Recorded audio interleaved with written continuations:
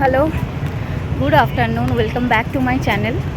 তো প্রতি বছরের না এবছরেও চলে এসেছি টিটিএফে। আগের বছর আমাদের এখানে স্টল ছিল আমাদের অফিসের, কিন্তু এবছর নেই। যাই হোক, কিন্তু কাজ তো করতেই হবে, আসতেই হবে।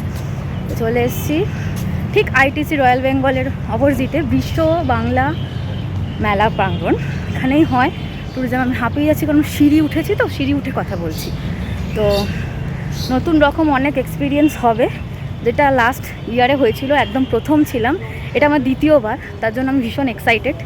তো চলো, চেষ্টা করব তোমাদের সবটাই কভার করে দেখানো, যতটুকু পারি।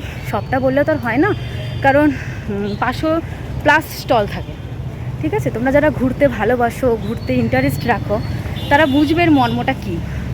ঠিক আছে, তো আর এটা আমার ড্রেস, আমি ফুল দিয়ে দেবো। কেমন লাগছে অবশ্যই আমাকে কমেন্ট সেকশনে জানিও।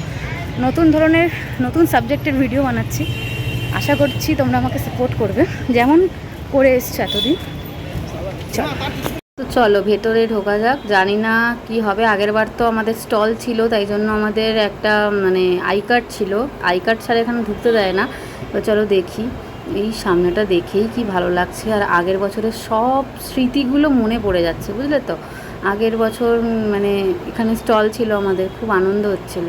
যাই হোক, আমি রেজিস্ট্রেশনের তো একটা ঝামেলা ছিল, যা বললাম, ওই যে এন্ট্রি টিকিট ছাড়া ঢুকতে দেয় না। তো 100 টাকা নিল, আই কার্ড বানালাম, বানিয়ে কিন্তু এই প্রিন্সেসের মধ্যে ঢুকলাম। দেখো ভাই, টিটিএফে আসলে টাকা খরচা করতেই হবে। ঘুরতে যারা ভালোবাসে তাদের জন্য এটা কিছুই না, এবং অনেক কিছু স্বর্গ লুকিয়ে আছে। তো প্রথমে রাজস্থান এবং একে একে পরপর সব ট্যুরিজমের স্টলগুলোই ঘুরে ঘুরে দেখব।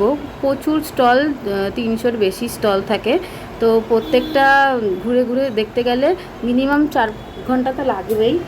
এটা আমি আমার এক্সপিরিয়েন্স দিই। এবার হ্যাঁ, একটু একটু ঘুরে গেলে চলে গেলে আলাদা ব্যাপার, কিন্তু ঘুরে কথা বলা এইগুলো করলে কিন্তু একটু সময় লাগবেই।